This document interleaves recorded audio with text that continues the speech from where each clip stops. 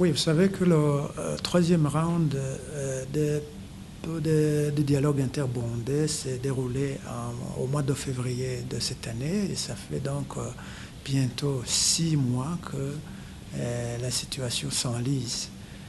Ce n'est pas nécessairement que la situation s'est enlisée parce qu'il y a quelques activités phares qui ont été faites dans l'entretemps.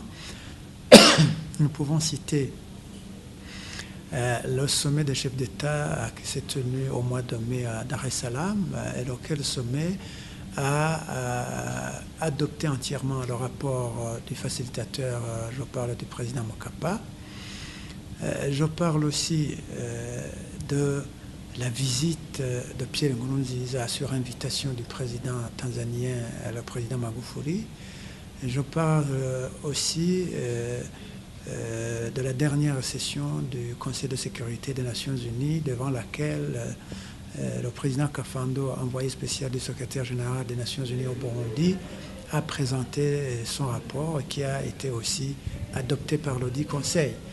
Donc, je pense que, compte tenu justement de ces activités qui ont été réalisées après le troisième round du mois de février, j'ose espérer que ce round qui s'annonce sera décisif en termes d'avancement du processus. Nous espérons donc que, compte tenu de l'étape à laquelle nous étions arrivés au mois de février, où nous avions quand même pris connaissance de pas mal de propositions de la médiation en termes de voies de sortie de crise, lesquelles propositions pour nous constituent un cahier de charges pour sortir de la crise. Cela nous met en confiance que le round qui s'annonce peut être décisif. L'autre aspect sur lequel je voulais insister, c'est que justement au cours de ces échéances, il a été remarqué que toutes les instances onusiennes, africaines et est-africaines s'accordent sur le fait que la crise est née de la violation de l'accord d'Arusha de la Constitution, et la seule voie de la résoudre, c'est de respecter ces textes fondamentaux. Et ils ont insisté, et d'ailleurs je pense que c'est la raison pour laquelle le président Magufuli a invité le président Nkurunziza pour en discuter à huis clos. Donc nous espérons que,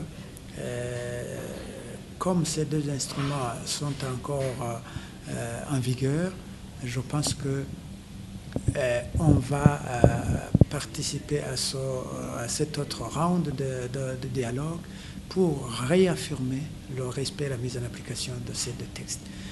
Troisième aspect, c'est que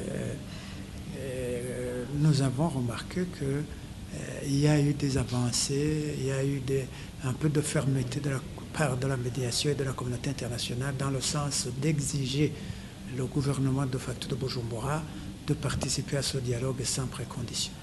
Et je pense que donc il sera important cette fois-ci de participer sans exclusive à ce dialogue pour qu'on puisse justement cheminer vers la conclusion, qui pour moi peut intervenir soit lors de ce prochain round, faute de quoi au moins lors d'un autre round. Donc pour moi, ce round peut être le dernier ou même l'avant-dernier. Si ce n'est pas vraiment la fin, ça peut être au moins l'avant-dernier round. Parce que ce que nous avons fait comme travail au mois de février, c'était vraiment une étape importante parce que c'est ce que nous pouvons appeler la feuille de route qui peut être mise en application pour ressortir le pays de la crise. Seulement, et c'est là où le débat sera au lieu, quelles sont les institutions à mettre en place pour que justement cette feuille de route puisse être mise en application.